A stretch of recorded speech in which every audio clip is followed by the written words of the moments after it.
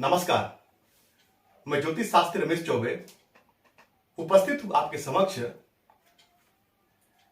आज मेरे जो दर्शक हैं उनके डिमांड को लेकर के कई दिन से लगातार मुझसे पूछ रहे हैं लोग कि वैवाहिक जीवन में यदि कोई समस्या आने वाली है उसको कैसे अपने कुंडली से हम देख सकते हैं बिना किसी के मदद के, यानी कि स्वयं ही।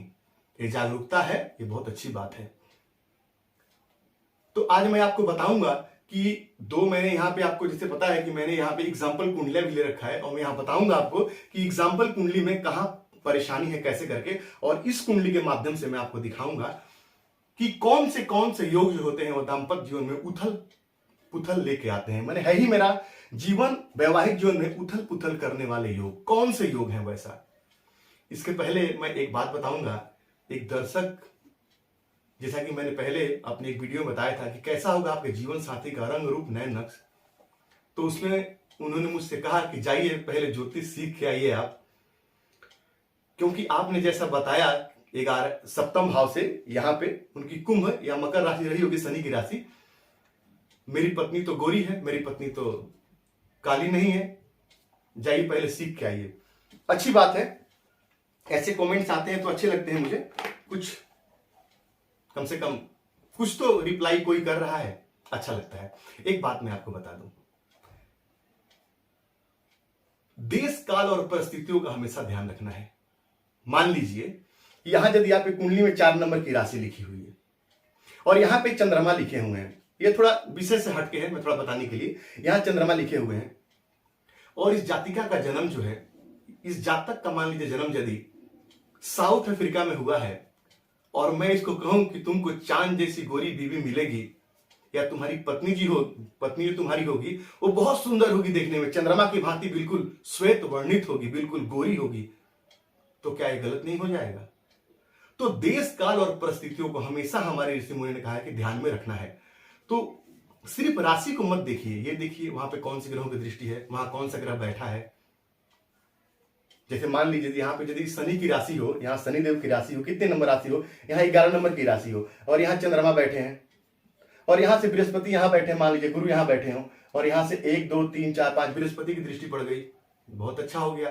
तो एक शब्द में ज्योतिष को हम परिभाषित नहीं कर सकते हैं। यदि कोई कहे कि मैं बिल्कुल संपूर्ण रूप से ज्योतिष का ज्ञानी बन चुका हूं, असंभव है, असंभव है।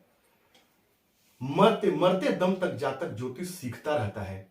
मैं पहले भी सीख रहा था और मैं आज भी सीख रहा हूं और आगे भी सीखता ही रहूंगा, क्योंकि सीखने का कोई अंत नहीं है, सीखने की कोई उम्र नहीं होती है। तो एक शब्द में परिभाषित मत कीजिए उस चीज को, वो तो सिर्फ एक बेसिक नॉलेज था आप लोगों के लिए कि कैसा हो सकता है। उसके अलावा मैंने बोला है कि देश काल और परिस्थितियों का ध्यान रखें, मैंने उस वीडियो में भी बोला है अपने, तो उसको भी आप देखिए। चलिए आइए, चलिए अच्छा है, ऐसे कमेंट्स करते रहिए, जवाब मैं देते रहूंगा। अब मान लीजिए एक कुंडली है, एग्जाम्पल कुंडली है। मान लीजिए चाहे आपकी किसी भी लगन की कुंडली हो, तो सबसे पहले आप ये देखिए, पहला पॉइंट मेरा ये रहेगा कि ये सप्तम भाव जो है यहाँ पे कोई नीच का ग्रह तो नहीं बैठा है। तो कैसे पता चलेगा आपको नीच का ग्रह कौन, कैसे देखेंगे आप यहाँ पे कि कौन सा ग्रह कौन सी राशि में नीच का होता है? तो सबसे पहले सूर्य को ले लेते हैं। तो सूर्य जो होते हैं वो 7 नंबर की राशि में नीच के होते हैं।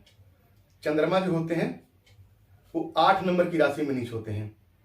मंगल जो होते हैं वो 4 नंबर की राशि में नीच होते हैं और बुध जो होते हैं वो 12 नंबर की राशि में नीच होते हैं। गुरु जो होते हैं वो 10 नंबर की राशि में नीच होते हैं। शुक्र जो होते हैं वो 6 नंबर की राशि में नीच होते हैं और शनि जो होते हैं वो 1 नंबर की राशि में नीच होते हैं। मान लीजिए यहाँ पे आपकी कुंडली में 7 नंबर लिखा है और यहाँ पे सूर्य बैठे हुए हैं, इसका मतलब आपके सूर्य नीच के हैं। तो यदि सप्तम भाव में कोई नीच का ग्रह बैठा हो तो वो दाम्पत्य जीवन में परेशानी आपको दे सकता है, आपके दाम्पत्य को खराब कर सकता है। तो पहला पॉइंट क्या रहेगा कि आपको देखना है कि आपके सप्तम भाव में कोई नीच का ग्रह तो नहीं बैठा है। नीच का ग्रह बैठा है, मैं आपको एक एक करके उपाय भी बताते चलूंगा साथ ही साथ। नीच का ग्रह बैठा है तो क्या करना है, तो इस ग्रह से संबंधित चीजों का ध्यान करना है। नीचत्व जो ग्रह नीच का है उससे संबंधित चीजों का आपको दान करना है। और भी ज्यादा यदि क्रिटिकल कंडीशन कब हो जाए, और भी ज्यादा परेशानी कब हो जाए, मान लीजिए कि यहां पे सूर्य नीच के बैठे हैं और शुक्र जो है ये 6 नंबर की राशि तब यहां आएगी 6-7, तो मान लीजिए शुक्र यहां के यहां बैठ गए आपके, तब तो समझिए कि तब तो बिल्कुल दाम्पत्य जीवन चलने के लायक ही नहीं रह जाएगा, दाम्पत्य का विच्छेद हो जाएगा। और कहीं से पापा ग्रह की दृष्टि यदि पड़ गई, मान लीजिए यहाँ पे राहु बैठे हो, यहाँ पे शनि बैठे हो मान लीजिए, और उनकी दृष्टि कुंडली के सप्तम भाव पे पड़ गई, तो समझिए दाम्पत्य को पूरी रूप से वो खराब कर देंगे। तब वो डाइवोर्स तक लेके जाएंगे उस केस को, तब उस विवाह को वो तोड़ने का काम करेंगे। तो जिस यहां पे कोई ग्रह बैठा हो और उसका स्वामी भी यदि नीच राशि में बैठ जाए तो ये बहुत परेशानी का कारण बन जाता है। फिर आपको क्या करना है, आपको इसका उपाय कर लेना चाहिए। विवाह के पहले आपको इन ग्रहों की शांति करा लेनी चाहिए। और सूर्य से संबंधित मान लीजिए विवाह ही नहीं हो रहा है, क्योंकि जो ग्रह विवाह के पहले परेशानी का कारण बनते हैं, विवाह के बाद भी वही ग्रह परेशानी का कारण बनते हैं। तो उस ग्रह से संबंधित सूर्य यदि नीच के बैठे यहाँ पे, तो क्या कीजिए, गुण का दान कीजिए। कम से कम 43 दिन तक गुण दान कीजिए, रविवार से शुरू करके, इससे आपको फायदा होगा। सूर्य के बीज मंत्रों का आप जाप कर सकते हैं, इससे आपको फायदा होगा। पीतल के सामग्री, पीतल का बना हुआ कोई वस्तु भी आप दान कर सकते हैं, इसको आप, इससे भी आपको फायदा होगा। पिता का सम्मान कीजिए, उससे भी आपको फायदा होगा। तो सबसे पहले हम ये देख लेंगे कोई नीच का ग्रह यहां बैठा है कि नहीं बैठा है। अब आगे चले आइए, मांगलिक है कि नहीं आप, कुंडली में मंगल दोष है क्या। यदि मंगल आपकी कुंडली में यहां बैठा हो, 12वें भाव में बैठा हो, मंगल आपके यहां बैठा हो, मंगल आपके यहां बैठा हो, चाहे आपकी किसी भी लगन की कुंडली है, इसलिए मैं लिख नहीं रहा हूं यहां पे, 1, 4, 7 यहां मंगल लिखा हो, 8 यहां मंगल लिखा हो और 12 इस भाव में यदि मंगल बैठा है, तो समझिए कि आप मांगलिक हैं। और बिना कुंडली मिलाए आपने शादी कर लिया तो निस्संदेह दाम्पत्य जीवन में परेशानी आएगी। मांगलिक होने के साथ साथ कहीं शुक्र आपका खराब हो गया तो समझिए कि विवाह के बाद का जीवन तो और भी ज्यादा परेशानीदायक हो जाएगा। और इस मंगल पे यदि कहीं से भी मान लीजिए पापक ग्रह की दृष्टि पड़ गई, मान लीजिए शनि यहां बैठे हों और शनि की दृष्टि तीसरी यहां पड़ गई, तब भी परेशानी। शनि यदि यहां बैठे हैं और शनि की 10वीं दृष्टि पड़ गई, तब भी परेशानी। और शनि यदि लग्न में बैठे हैं और सप्तम भाव को देख लिए, मंगल पर दृष्टि पड़ गई, तब भी परेशानी।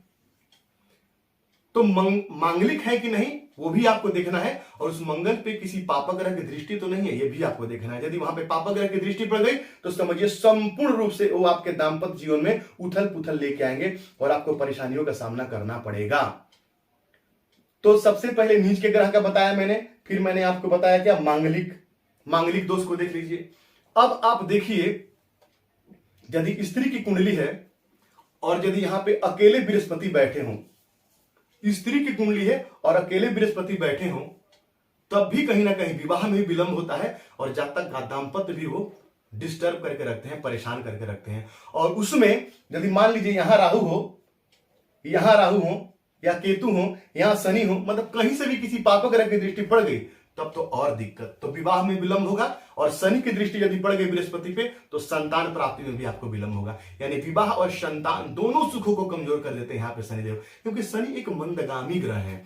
उनका एक नाम है ओम मंदाय नमः, शनै शनै जो चले वही शनिश्चर। तो जिंदगी में जिस ग्रह पर दृष्टि डालते हैं उससे संबंधित चीजों को विलंब कर देते हैं। तो बृहस्पति किसी लड़के की कुंडली विवाह के और संतान के कारक है, वो उस चीज को कमजोर करने का काम करेंगे। तो बृहस्पति अकेले यदि यहां बैठा है तब भी परेशानी का कारक।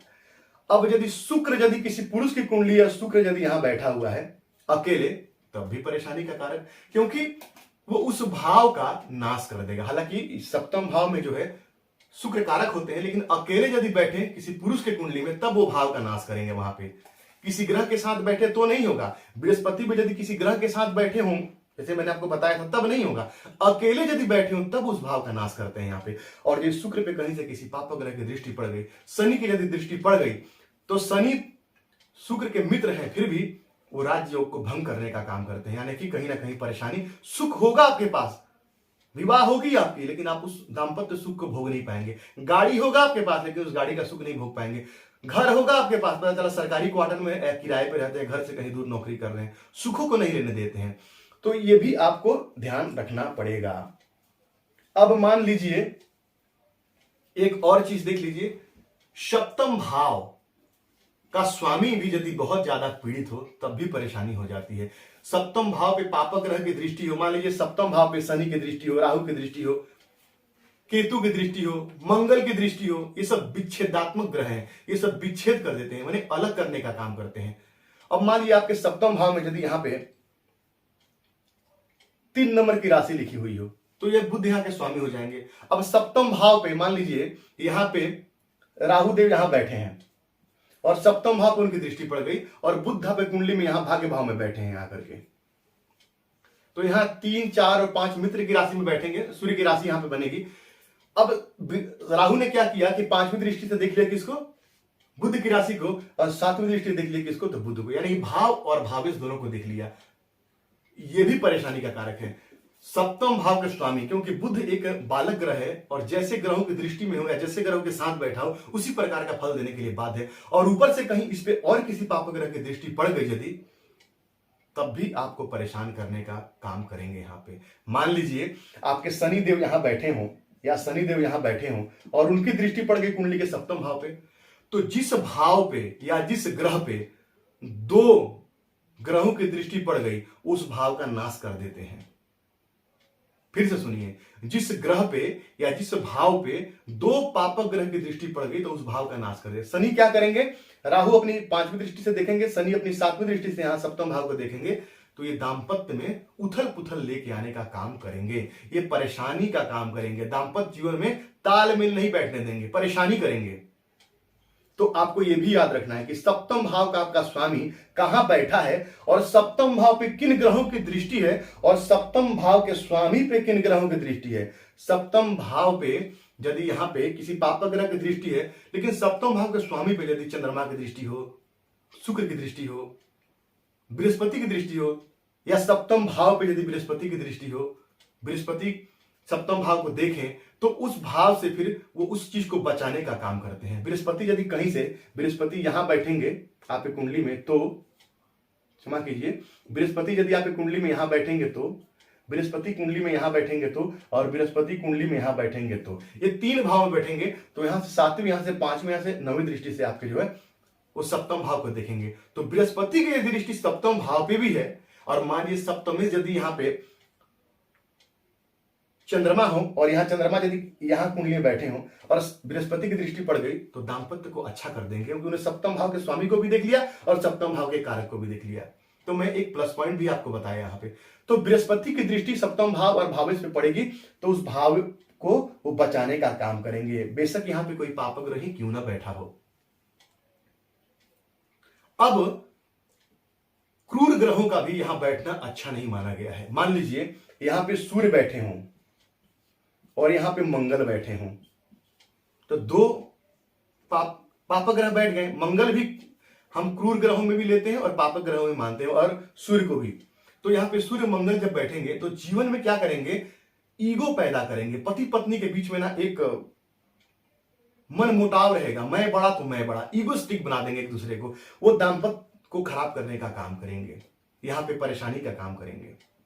तो यहां पे ज्यादा पाप ग्रह यदि बैठे, जैसे राहु शनि बैठ गए तो भी अच्छा नहीं है। शनि चंद्रमा, जैसे यहां पे सूर्य मंगल मैंने आपको बताया, वैसे मान लीजिए यहां पे यदि शनि और चंद्रमा बैठ गए, ये भी ठीक नहीं है। इसको बोलते हैं पुनर्भू योग, यानी दोबारा घटित होने वाला योग। तो शनि चंद्रमा यहां बैठ जाएंगे तो जातक का विवाह दोबारा हो सकता है और दोबारा अपने से बड़े उम्र के किसी व्यक्ति के साथ, यानी कि पुनर्भू, यानी दोबारा करवा देते हो विवाह। तो यहां पे शनि चंद्रमा का बैठना विष योग का निर्माण करता है और ये अच्छा नहीं माना गया है। उसी प्रकार शनि और यदि राहु यहां बैठ जाएं, शनि और मंगल यदि यहां बैठ जाएं, ये सारे योग जो है सप्तम भाव से संबंधित सुखों को कम करने वाले होते हैं, परेशानी का कारक बनते हैं। तो आपको यहां पे देखना पड़ेगा कि यहां पे पापक ग्रह बैठे तो नहीं है।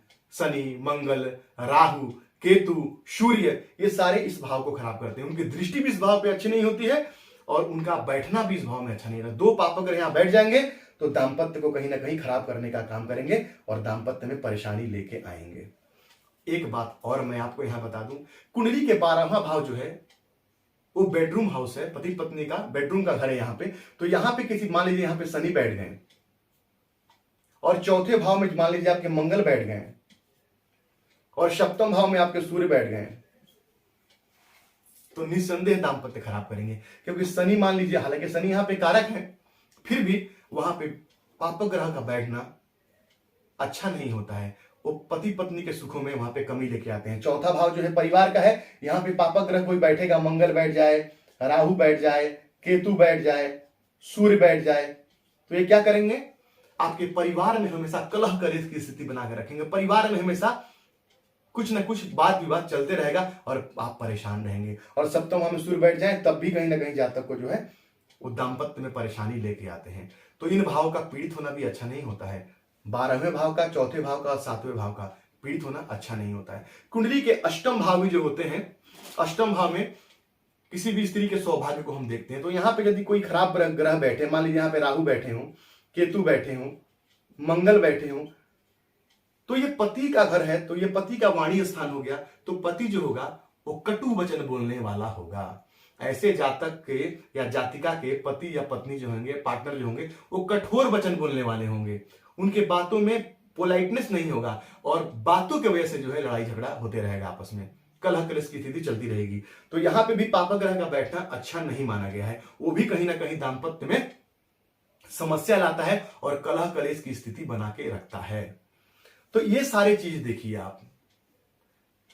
सप्तम भाव में पापक ग्रह का बैठना, नीच ग्रह का बैठना, ये बिल्कुल अच्छा नहीं माना गया है। सप्तम भाव के स्वामी का और सप्तम भाव के स्वामी पे, सप्तम भाव पे भी और सप्तम भाव के स्वामी पे भी पापक ग्रह की दृष्टि अच्छी नहीं मानी गई है। इस तरह की कुंडली है तो वहां पे बृहस्पति पे ज्यादा पापक ग्रह की स्थिति अच्छी नहीं मानी गई। बृहस्पति के ऊपर ज्यादा पापक ग्रह की दृष्टि पड़ेगी तब भी दाम्पत्य को खराब रखेंगे। और पुरुष की कुंडली है और शुक्र यदि पीड़ित है और शुक्र यदि पापक ग्रह से पीड़ित है, पापक ग्रह की दृष्टि है, तब भी वो परेशान रहेगा।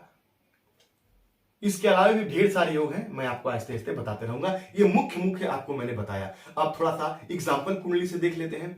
तो ये देखिए, ये वृश्चिक लगन की कुंडली है और यहां पे सप्तम भाव में मंगल बैठे हैं तो जातक मांगलिक हो गया।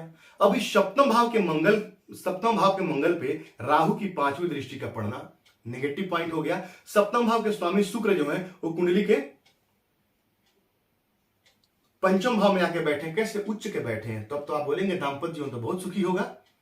तो मैं आपको बता दूं कि शुक्र पे यहां से जोड़ेंगे तो 1, 2, 3 शनि देव की 3री दृष्टि का पड़ना, यानी सप्तम भाव में पापक ग्रह का बैठना, सप्तम भाव के स्वामी पे पापक ग्रह की दृष्टि का पड़ना और सप्तम भाव पे भी पाप ग्रह की दृष्टि का पड़ना, यानी राहु की दृष्टि का पड़ना, मंगल का बैठना और शुक्र पे भी दृष्टि पड़ना। एक पुरुष की कुंडली है तो निस्संदेह है जातक के दाम्पत्य में परेशानी लेके आएगा। वेल सेटल है, वेल एजुकेटेड है, बहुत बड़े पोस्ट पे है, लेकिन दाम्पत्य में परेशानी इनको है। दाम्पत्य इनका ठीक नहीं है, दाम्पत्य को लेके परेशान है। बृहस्पति यहां बेशक उच्च राशि में बैठे हैं लेकिन वो शनि से दृष्ट हैं, वो राहु से दृष्ट है, वो केतु के साथ बैठे हैं। विवाह में विलंब हुआ और विवाह के बाद परेशानी भी। यहीं पे कुंडली मिलान की आवश्यकता है। यहीं पे यदि कुंडली का मिलान मतलब क्या होता है? मन का मिलान। जब स्त्री पुरुष दोनों का मन मिल जाए तो जाहिर सी बात है, मान लीजिए यदि कुंडली मिलान हो गया अच्छे से और एक ही गण के हैं, एक ही वर्ण के हैं, तो पति का मन करेगा कि आज मुझे खीर खाना है, तो पत्नी के मन में भी वही भाव कहीं ना कहीं उत्पन्न होगा, क्योंकि दोनों एक ही प्रवृत्ति के हैं। अब मान लीजिए पत्नी राक्षस गण की है और पति जो है वो देवगण का है, तो क्या होगा? तो पति बोलेगा मुझे पति देवगण का है तो पति बोलेगा मुझे मंदिर जाना है, पत्नी राक्षस गण की है तो बोलेगी मुझे फिल्म देखने जाना है, फिर दोनों में झगड़ा हो जाएगा।